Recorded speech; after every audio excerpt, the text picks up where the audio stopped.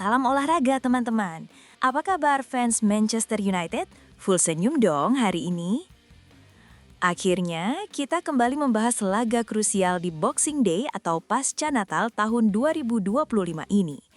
Manchester United baru saja menyelesaikan misi sulit melawan The Magpies, Newcastle United, dengan hasil yang sangat memuaskan. Di video kali ini, kita akan bedah tuntas selama 16 menit ke depan, mulai dari kemenangan taktis Ruben Amorim yang membungkam kritik, debut atau penampilan sensasional dari Patrick Dorgu dan sosok Lemans yang jadi pembeda, rating lengkap pemain, siapa yang flop dan siapa yang top, misteri ditarik keluarnya Mason Mount, apakah cedera lagi? Serta 5 fakta mengejutkan pasca laga yang mungkin kalian lewatkan. Jangan di-skip karena kita akan masuk ke detail taktik yang jarang dibahas media mainstream. Yuk kita mulai. Oke, mari kita masuk ke jalannya pertandingan. Manchester United menjamu Newcastle United dengan tekanan yang lumayan tinggi. Kita tahu Newcastle bukan lawan sembarangan. Mereka punya fisik yang kuat dan transisi cepat. Tapi, apa yang dilakukan Ruben Amorim di laga ini benar-benar masterclass. Amorim tetap setia dengan pakem 3-4-3 atau variasi 3-4-2-1. Namun ada fluiditas yang luar biasa di lini sayap. Kunci permainan, di babak pertama kita melihat dominasi yang tidak hanya soal penguasaan bola, tapi efektivitas. Sosok yang menjadi sorotan utama di tautan berita bola.com adalah kolaborasi Lemans dan Dorgu. Patrick Dorgu yang beroperasi di sisi kiri, kemungkinan sebagai wingback benar-benar menjadi mimpi buruk bagi bek kanan Newcastle. Kecepatannya, kemampuan overlapnya membuat lini pertahanan The Magpies kocar-kacir. Ini yang membuat MU bisa memecah kebuntuan. Sementara itu, Lemans yang disebut ciamik dalam laporan menunjukkan kelasnya. Entah itu penyelesaian akhir atau pergerakan tanpa bola. Dia memberikan dimensi baru di lini depan MU yang selama ini sering tumpul. Newcastle mencoba membalas lewat serangan balik, tapi solidnya Lisandro Martinez di lini belakang yang nanti akan kita bahas ratingnya membuat Onana tidak terlalu banyak bekerja keras dibanding biasanya. Kemenangan ini bukan keberuntungan, ini adalah hasil dari sistem yang mulai berjalan. Sekarang, bagian yang paling kalian tunggu. Mari kita bedah rating pemain berdasarkan performa mereka melawan Newcastle. Siapa yang pantas dapat man of the match? 1. Lini belakang. The Butcher is back. Lisandro Martinez nilainya 8,5/10.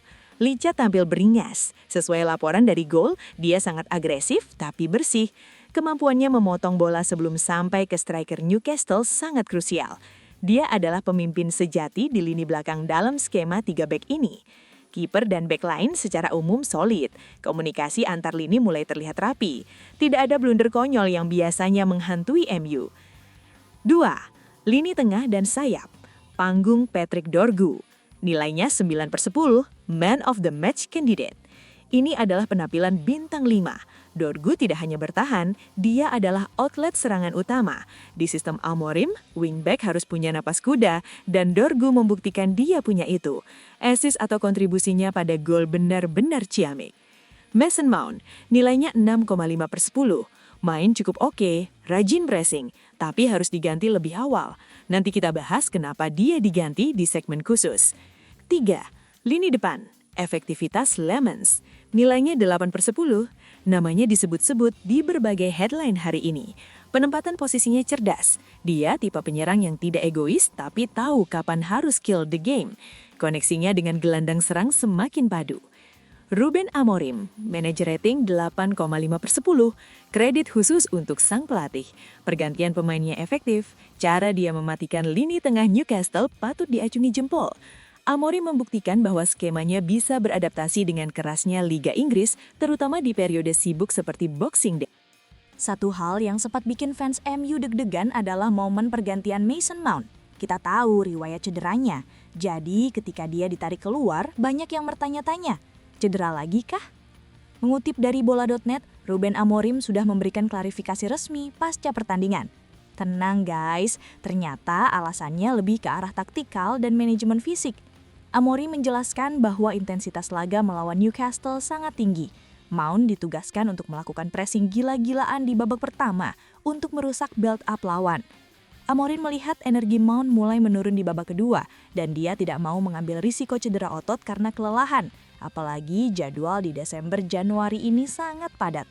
Jadi pergantian itu murni untuk menjaga kebugaran Mount dan memasukkan kaki segar untuk mempertahankan intensitas, bukan karena cedera parah. Ini kabar baik karena peran Mount di sistem half winger atau nomor 10 Amorim mulai vital. Kemenangan ini bukan cuma soal 3 poin. Berdasarkan data dari bola.com, ada 5 fakta mengejutkan yang lahir setelah MU mengalahkan Newcastle. Rekor kandang Amorim, Old Trafford mulai kembali angker. Kemenangan ini memperpanjang tren positif MU di kandang sejak Amorim mengambil alih kendali penuh. Statistik Dorgu, Patrick Dorgu mencatatkan jumlah sprint dan chance create tertinggi di laga ini, mengalahkan winger murni manapun di lapangan. Clean sheet dan lica. Saat Lisandro Martinez bermain penuh 90 menit, rasio kebobolan MU menurun drastis dibanding musim lalu. Dominasi atas Newcastle. Ini mematahkan tren buruk MU yang sempat kesulitan menghadapi fisik Newcastle di beberapa pertemuan terakhir. Efisiensi gol. MU mencetak gol dari XG atau expected goals yang tidak terlalu tinggi. Artinya penyelesaian akhir Elements dan lini depan mulai klinis, tidak banyak buang peluang. Jadi apa kesimpulannya? Laga melawan Newcastle ini adalah bukti nyata progres. Kita melihat sistem yang jelas, pemain baru atau pemain yang step up seperti Dorgu dan Lamens yang langsung nyotel, serta manajemen pemain yang cerdas dari Amorim terkait kasus Mason Mount. Perjalanannya masih panjang, tapi kalau MU bisa konsisten bermain dengan intensitas dan disiplin taktik seperti ini, finish di 4 besar atau bahkan mengejar gelar bukan hal yang mustahil. Pertanyaan saya untuk kalian hari ini adalah, menurut kalian apakah Patrick Dorgu sudah layak disebut pembelian atau pemain terbaik MU musim ini di bawah Amorim?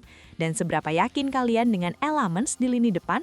Tulis jawaban kalian di kolom komentar ya. Jangan lupa like video ini kalau kalian senang MU menang, share ke grup WhatsApp teman-teman kalian yang fans MU atau ledekin teman yang fans Newcastle, dan subscribe biar nggak ketinggalan analisis taktik berikutnya.